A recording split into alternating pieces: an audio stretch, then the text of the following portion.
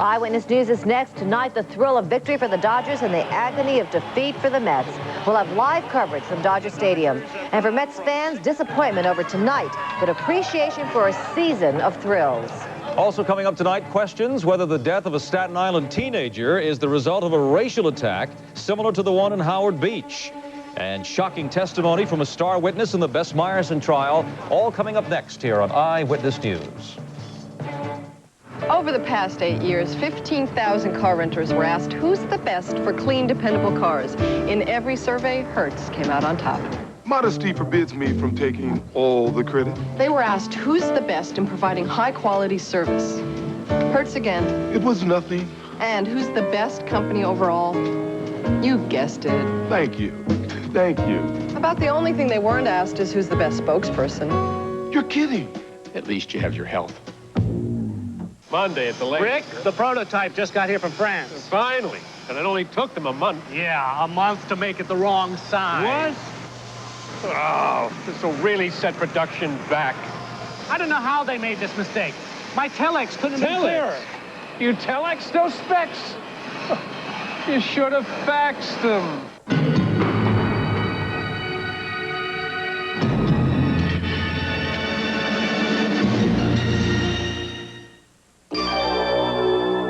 It provides 10 years of corrosion protection, 24-hour roadside assistance, the assurance of a guaranteed resale index, and scheduled maintenance for 3 years or 50,000 miles at no extra cost.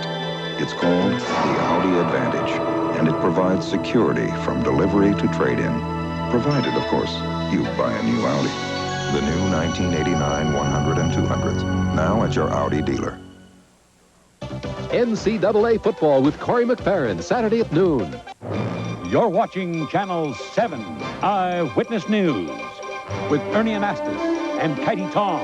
Corey McFerrin with sports, Storm Field with weather, and the Eyewitness News team. Now, Eyewitness News. In the World Series, the theme is California, here we stay. Dodger ace Orel Hershiser with a final strike against Howard Johnson. And the celebration begins as the underdog Dodgers beat the Mets and win a trip to the World Series. Good evening, I'm Ernie Anastos. And I'm Kaity Tong. Well, most of us had visions of World Series Game 1 Saturday night at Shea Stadium. But that dream was shattered tonight by the Dodgers and their ace pitcher, Orel Hershiser. Nowhere is the disappointment more evident than in the Mets locker room, where Corey McFerrin is standing by live for us right now with that story. Corey? Ernie, I'm just a few feet outside the Met locker room. It is morgue-like, as you can imagine, very quiet and a very disappointed group of Mets, as you can imagine. I guess this series proves that the team with the most talent doesn't always win these playoff series, doesn't always win the World Series. It's the team that catches fire, that has the emotion, that has the energy. That's what the Dodgers grasped, and they've won this series 4-3. And this game and this season, I think, came to a close, as we'd all agree tonight, after that nightmarish second inning. Talk about self-destruction. That was it. Had that time. First crucial mistake with men on first and second. Alfredo Griffin pops up this bunt. Darling and Hernandez freeze. Griffin safe at first. Bases are loaded. Next up, Orel Hershiser, and watch this. Easy ground ball. Greg Jeffries bounces off his glove. Could have been a double play. Instead, everybody's safe as Mike Scioscia scores. It's 2-0 Los Angeles. And it gets worse. Next batter, Steve Sachs rips Darling's pitch up the middle. Base hit. Jeff Hamilton scores. Here comes Griffin. He beats the throw. Los Angeles en route to a 5-run inning. Darling sent to the showers. Again, Orel Hershiser, simply brilliant, a 5-hitter. We thought it was going to be a big pitcher's duel. Hershiser against Darling does not turn out that way. And with us right now, pitching coach Mel Stottlemyre. Mel, come on in here. I know it's got to be a tough moment. How do you explain what happened? That second inning especially. Ronnie didn't seem to have his stuff tonight. What did you see? Well, I thought he had pretty good stuff in the bullpen, but unfortunately we didn't make a couple of plays behind him, and I think that really destroyed his concentration. And the other thing he done, and he hasn't really been doing for quite some time, is he was behind, he faced 10 guys and was behind 8 of them, and when he come in with a pitch, you know, missed with a real good pitch and made fat pitches, but again, we should have made some plays behind him. You got to give your hat, you got to give some credit to Orel Hershiser, though. What a performance, huh? It was a gutty performance, and I take my hat off to him. He done something I didn't think he'd be able to do, and that's shut us out. I know he'd been shutting people out all year, but He not only shut us out, he shut us down on short rest. He pitched a lot in the series, and I congratulate him, take my hat off. I only wish we could have made it a little tough for him and kept it a little closer. Mel, capture, if you can, the mood that must exist among the coaches, among the players right now. Really shocking developments here, especially you win that first game overall, Hershiser, dramatic fashion. At that point, we're thinking, hey, this thing isn't going to go 7. And here you are, Dodgers take it 4-3. It's something that nobody really would have guessed, after that first game especially. Well, that's true. You know, we got the jump on them and won the first game, and not only that, we'd handled them fairly easily throughout the season. We'd been lucky and got some breaks against them and won 10 out of 11, but you have to cancel all that in a 7-game series. But we really only got actually two typical Met pitched ball games, and that was the first one that Dwight gave us, 7 or 8 real strong ones, and the game that we got yesterday out of David Cohn. It isn't I'm disappointed in our pitchers or anything, but we really didn't pitch like we're capable of, and they played the heck out of it. They sure did. Mel, thanks for coming out. All right. All right. Mel Stottlemyre, Mets pitching coach again. It'll be a long trip home for the Mets tonight as they head back to New York City. Unsuccessful, in fact, the first time in 4 championship series in Mets history where the Mets have not advanced to the World Series. Back in a few minutes with more reaction from the Mets locker room. Back to the studio. All right. Thank you, Corey. And naturally, it is a very disappointing night for Mets fans, some of whom had bets with their counterparts in Los Angeles. Right. Tappy Phillips is live for us right now at a Queens watering home with a very special Mets connection. Tappy? Well, there was no joy in Mudville tonight, and there are no smiles here at Legends Bar. This bar, of course, is co-owned by Mets pitcher Ron Darling. Ron Darling's had better nights than he had tonight. In fact, Mets fans did not have a very good night either, although they never gave up hope until the bitter end. There were several bi-coastal wagers between New York and Los Angeles public safety workers. Ladder Company 116 in Queens was watching the game during dinner. Their sister company in Los Angeles had called earlier and wanted to place a wager on the game with hats as the prize. Of course, we accepted the bet, and after a while, we felt bad because, there's brotherhood in the fire company all throughout the nation, and so we decided to give them 26 hats to their 6. Earlier today at Grand Central Terminal, commuters rushed home to see the game on TV, convinced that fan enthusiasm can make a difference. Definitely makes a difference. Why? Karma, good karma. Energy is going to make it all the way out to the West Coast. Mets going to lose tonight. No way, man, no way. You see, I'll bet you.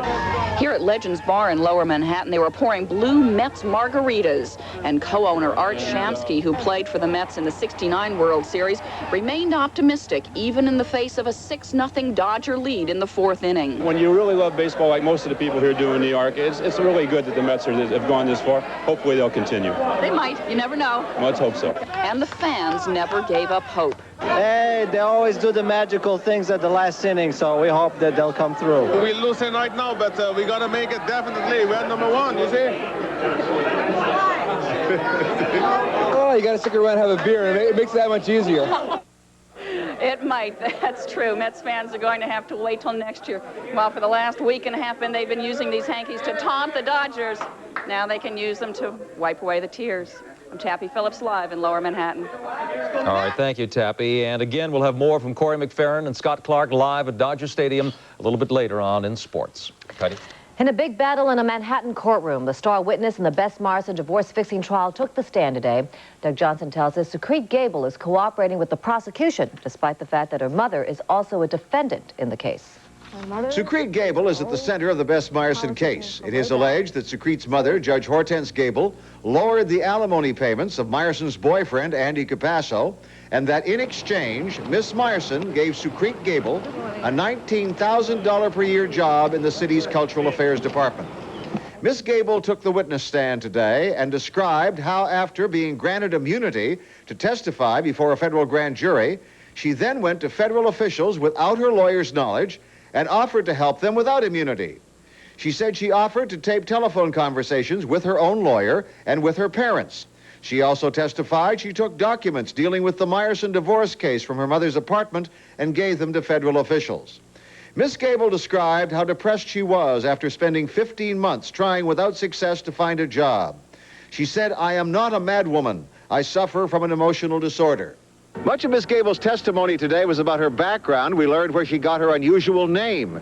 She said she gave up her given name of Julie and chose the Indian name Sucrete, which means one surrounded by happiness. This despite the fact that she testified she had suffered from depression most of her life. During the court session, Miss Gable smiled at her mother and on one occasion blew her a kiss. When asked to speak up, she said, "Is that loud enough, Mother?" Sucrete Gable may be on the witness stand for up to 2 weeks. Doug Johnson, Channel 7, Eyewitness News. On Staten Island tonight, funeral services for a teenager and a promise from Mayor Koch to find out if his death is the result of a racial attack. The circumstances were similar to the Howard Beach incident. We get details now from Lewis Young. They said goodbye to Derek Antonio Tyrus tonight, the young man they called Tony, who last week was just another junior at New Dorp High School, and tonight is something of a martyr, a teenager who died in the emotional wake of a racial confrontation on Staten Island Friday night. Larry LaPrince was one of the 7 teenagers who was walking with Tony in the minutes before he ran into an oncoming car on Tompkins Avenue. He talked with me about the white men in their 20s who he said traded racial insults with the group as it passed in front of J&J Tavern. Larry says he and his friends were chased. We walked past the bar and the guy had said, "What you niggas doing down here?" So somebody had said something from out the crowd, and then the guy had ran back into the bar. Everybody just started running because we thought he was getting a gun or something, so we just split up and Tony ran the opposite way. No one here actually saw the car hit Tony, but they believe he was running from a potential attacker. He was chasing to the street. You believe that? He was. A mile or so away from the funeral, elected officials on Staten Island, including Borough President Ralph Lamberti, were facing concerned residents. Don't make statements you're not sure of. Borough President Lamberti took a lot of heat tonight when he told the audience what happened here on Staten Island was no Howard Beach. He issued a call for calm. We know that there is a racial incident. I don't think anyone has denied that. We don't know if the racial incident that occurred contributed to the accident. Frustrations, however, run high. The meeting turned into a forum for complaints about racial discrimination on Staten Island. This doesn't just happen, just one time. It's going to happen again. The police aren't saying much about their investigation tonight, but many of the friends of Tony Tyrus believe it was racial hatred that led to his death. An especially cruel irony for a young man who grew up in Selma, Alabama, to have died that way in New York City. On Staten Island, Lewis Young, Channel 7 Eyewitness News. Coming up next, Donald Trump has an expensive new toy. He bought the Eastern Air Shuttle. And also tonight, trouble in Columbus Circle that could take a long time to fix. A giant water main break. Work crews are on the scene at Columbus Circle tonight repairing a water main break that created havoc with the morning rush hour. The 36-inch main sent up a gusher of water at Broadway and 59th Street, collapsing the street and sending a flood into the 59th Street subway station. Well, tonight, traffic in the area remains rerouted and the subways are delayed. Repair on the 90-year-old water main will take several days to complete, but it will be at least a week before the road is fixed. Subway service is expected to return to normal in time for tomorrow's morning rush hour. Donald Trump is taking to the air. New York's #1 deal maker has bought the profitable Eastern Air Shuttle for $365 million. Trump will get 17 Boeing jets, and he'll change the name of the Air Shuttle to his own. He says besides flying between New York, Boston, and Washington, he may also add flights to Atlantic City, where he owns 2 casinos. However, Eastern's unions say they'll go to court to try to block the deal. Important political news tonight. A new ABC News Washington Post poll shows George Bush with a huge lead in electoral votes, the basis on which the president is chosen. The poll shows Bush firmly ahead in 21 states with 220 electoral votes and leading in another 15 states with 118 more electoral votes.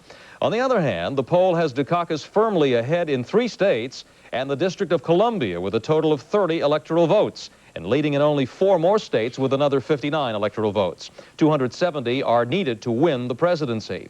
And the news came as President Reagan campaigned for Bush tonight in New Jersey, which the ABC News poll puts in the Bush column. The president attended a dinner in West Orange and touted the Reagan-Bush record. Well, neither George Bush nor Michael Dukakis came in contact with voters today. Instead, they spent most of the day cramming for their second and their final debate, which is tomorrow night in Los Angeles. You can see it live here on ABC and Channel 7 beginning at 9 p.m. Next, no miracles tonight for the Mets. We're going to go to Corey McFerrin and Scott Clark live at Dodger Stadium for highlights and also interviews from both locker rooms coming up. Well, it's a disappointing night for the Mets fans, all of us indeed. Los Angeles Dodgers now heading off to the World Series. Let's go back now to Corey McFerrin standing by live at Dodger Stadium. Corey? Okay, Kaity, with us now, as you can tell, Darryl Strawberry. And Darryl, if anybody would have told you a week and a half ago the Dodgers had beat you in 7 games like this, what would you have said? Well, I would have said no way, Corey. I think the New York Mets beat themselves. We made too many mental mistakes in this series, and it really cost us. I mean, you get into Game 7 like we did tonight, and you face a guy like Hershiser. He gets 6 runs behind him, and he was extremely tough on us. And I think it's a lesson for all of us. I think we'll learn, you know, about what happened in this series, and we'll work a little harder and try to come back next year and be a much better team than we were this year.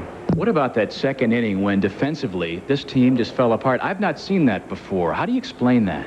I don't know. That's hard to explain there, and that's what I said. You know, the little things that cost you a big ball game like tonight. I think if we didn't make the mental mistakes tonight, in that second inning, we had a chance to be in that ball game. And when that happens, and then, you know, all of a sudden guys come up and get big hits and more runs score, it puts a lot of pressure on you. And it put a lot of pressure on us from the beginning of the game, and that's something we didn't want to happen.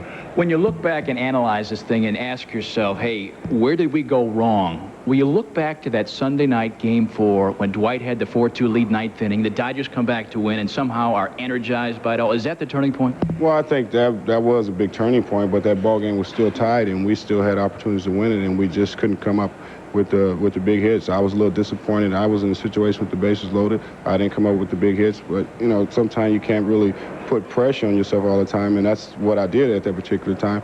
And I feel bad about, you know, the way everything has turned out for us, because we had such a great year, and we just really proved to ourselves that we can win when we have to win. And tonight we just couldn't put our pieces together, and we all feel disappointed, and I know our New York Mets fans feel disappointed, and we just want to say we're sorry, and we just have to come back next year and try to be a better team. All right, Darryl, we appreciate you coming out. Good luck. All right. Thank you, Corey. All right, Darryl Strawberry heads back into the locker room, and let's relive right now for a moment that nightmarish second inning, an inning that Mets fans will not soon forget.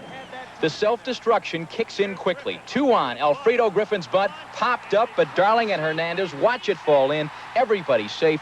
Bases jammed, and that hurts. Next, it's Orel Hershiser. Looks like a double play ball, but Greg Jeffries handcuffed. An easy play. Hershiser's safe at first base as Mike Scioscia scores from third. 2-0 L.A. Moments later, it's 4-zip. Steve Sachs bullet up the middle. Jeff Hamilton is in. Griffin hustling around. He beats the throw. 4-0 Dodgers, and that's it for Darling. Doc Gooden in from the pen, but it's not over yet. Bases now loaded for Mike Marshall. Bouncer to Backman, could be 2, but the toss is high. Gibson comes in hard. Again, everybody's safe as Hershiser scores to make it 5-0. Dodgers add 1 more before the inning mercifully comes to a close. Then finally in the 9th, the last out. In the World Series, the theme is California, here we stay.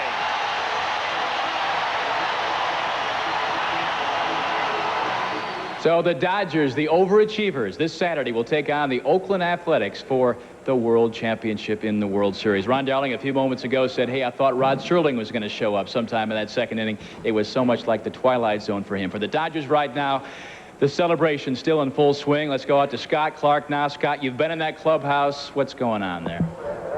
Well, Corey, I don't have to tell you how wild it was in that Dodger clubhouse. I think you guys all saw that, but it didn't take long. No longer did they first start celebrating, then they started printing the presses. Now that's quick. Dodgers win, and really, who would have thunk it? Who would have thunk it back before spring training began? Because most were saying the Dodgers aren't going to finish any better than 3rd. But 7 months later, the Dodgers have done it. They beat the Mets in Game 7, and now there's plenty of reason to celebrate. They've dealt another blow.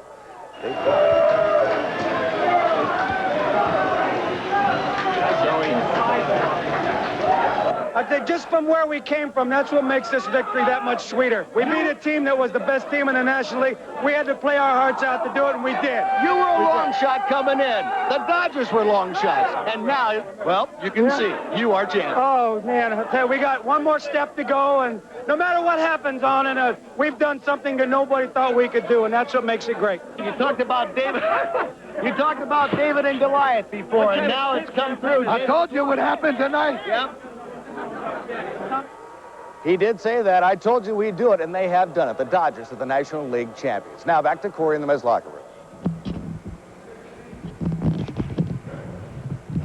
All right, back here just outside the Mets locker room, and of course, the Dodgers celebration continues. The Mets right now, the bags are packed, and they're heading back to New York City. One other note tonight in hockey, 4-3 Whalers over the Rangers. That's it from Los Angeles. We'll see you tomorrow back in New York. Okay, thank you, Corey. A disappointing night, but let's not forget they did have a great season. Yep. Coming up, we'll get a preview of the weekend weather. Stormfield will be here with the forecast in just a moment. All right, we need a great weather forecaster now to cheer us up. Cheer us up, We really need this storm. Make us happy. Well, we'll do the best we can. 43 degrees outside, very warm, lovely out. Humidity 62%, barometric pressure rising, winds from the west-southwest at 9 miles an hour. The good news is the change in the wind direction out of the west-southwest actually bringing up a little bit milder air towards us. As yesterday, the same kind of picture going on. Lots of clear skies well to the west and the south of us. As you look at it, we've got clouds that are slowly breaking up. We've had a partly cloudy to mostly clear evening. After a very cloudy afternoon, that cloudy buildup in the afternoon due to, again, the instability, that cold air dropping down on us and really squeezing out any afternoon moisture that's around. That is going to continue for tomorrow also. Tonight is going to be a rather chilly night. And then tomorrow is going to also be on the cold side. But as that warming wind pattern begins to develop, we can look for some nicer weather as we head into the weekend. High pressure sitting right on top of us here. And as this slowly makes its way up towards us, what we can expect is a change in those temperatures to moderate somewhat on Saturday. And then by Sunday, we're looking at temperatures a lot closer to normal for this time of year. Normal split should be 68 for a high and 51 for a low. We're closer to about 50 for a high tomorrow, which is just about where the low should be. And as you can see, even though we have the sunshine, it is going to be a little bit on the chilly side. So the forecast right now actually shows a lot of sunshine, except for the morning hours, and we'll have some clouds in. Then temperatures will be rather cool this time of year, 42 degrees. Then as we move along, however, the sunshine breaks out. It is still going to be cold. It is still going to be breezy, but it will be bright. It will be brisk. You will be able to work out all that angst by being outside and enjoying the brisk and bright weather. Notice the warming trend as we head into the weekend, and by Saturday, the warm weather should make you feel a lot better. Yep. Okay, take your word for it. Thank you, Storm. That does it for us. We'll see you back here tomorrow night. Nightline is coming up next year for all of us. Kaity, Tong, Stormfield, Corey McFerrin, the rest of the Eyewitness News team. I'm Ernie Anastos.